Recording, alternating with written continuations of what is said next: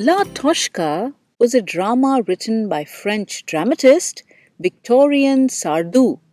Puccini, the famous Italian opera composer, happened to see this drama and loved it so much that he got permission to make it into an opera.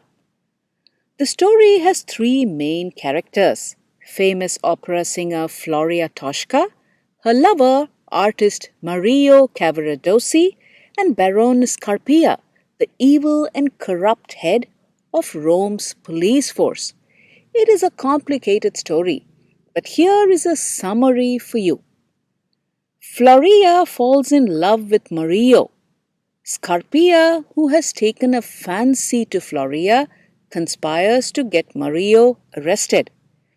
Mario's punishment is execution by a firing squad. Floria is understandably distressed by this and meets Scarpia to plead for help.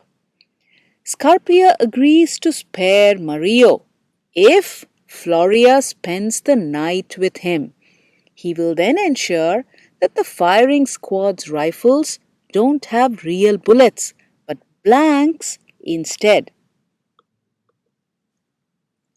Toshka and Scarpia each face a choice between keeping their side of the bargain and double-crossing each other.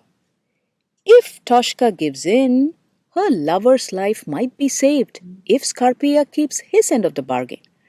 But she would have to sleep with Scarpia for that, which is not exactly something that she looks forward to put it mildly. Scarpia has his conundrum too. If Toshka refuses the deal, he won't get to have his wicked way with her.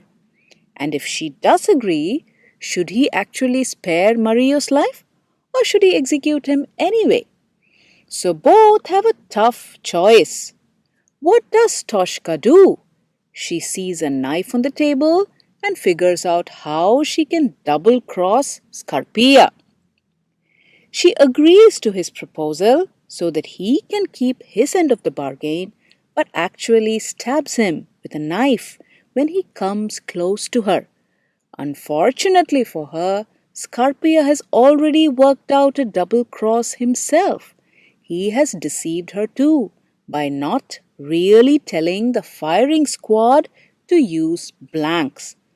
So they both deceive each other, and what happens? Scarpia dies, Cavaradossi dies, and when Toshka finds out what has happened, she commits suicide by jumping off the castle parapet. Everyone loses, pretty badly. You may be wondering why I chose to narrate the Toshka story. Let me explain why. The main protagonist of the story had choices to make to decide whether to go along as committed, to cooperate with the other person, or to deceive them, stab them in the back, even literally so. And these decisions are often interdependent. His decisions affect hers affect his, and the final outcome depends on the combination of all decisions. But we all face similar, although less intense and dramatic, choices and conundrums every day. Should you tattle to your boss about the bad things that your colleagues did to get brownie points? What if your colleagues think the same way? Won't it be better if you all cooperate with each other and no one tattles on anyone? What about different competing organizations in a marketplace? How do they compete or cooperate? What are the possible consequences, the benefits and losses? That's where game theory comes in.